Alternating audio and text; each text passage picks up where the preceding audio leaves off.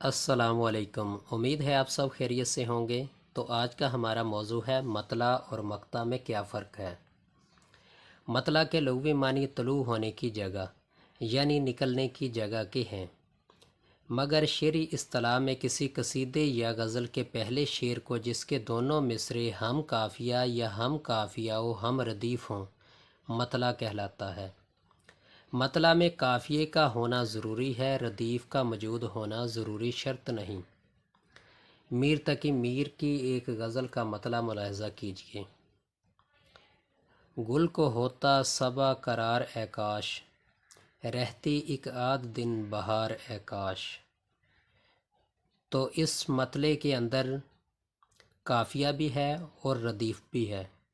قرار اور بہار یہ قافیہ ہیں کیونکہ یہ ہم وزن اور ہم آواز الفاظ ہیں، تو ان کو کہتے ہیں قافیہ۔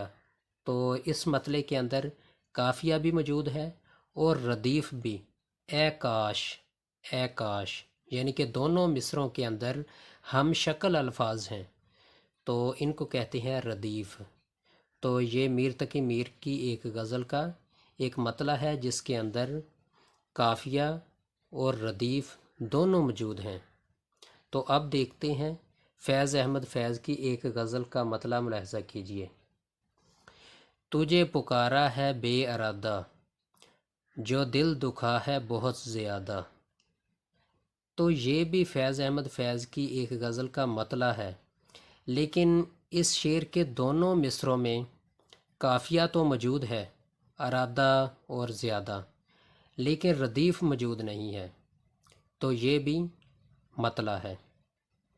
اب دیکھتے ہیں مقطع۔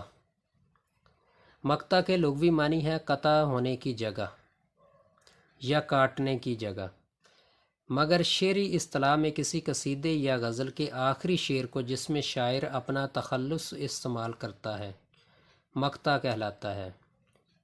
مرزا غالب کی غزل کا مقطع ملاحظہ کیجیے۔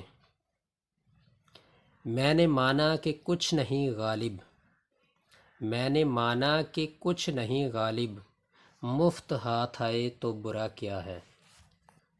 تو اس کے اندر مرزا غالب نے اپنا غالب تخلص استعمال کیا ہے، تو یہ غزل کا مقطع ہے، آخری شعر ہے جسے مقطع کہتے ہیں۔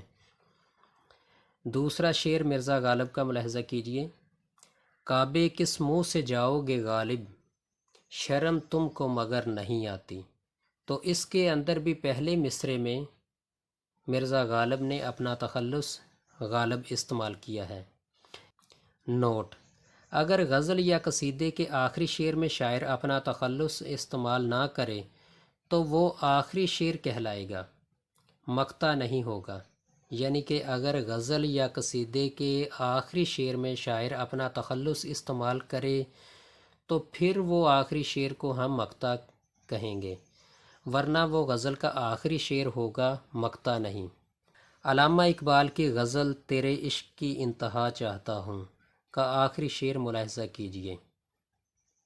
بڑی بزم میں راز کی بات کہہ دی، بڑا بے ادب ہوں سزا چاہتا ہوں۔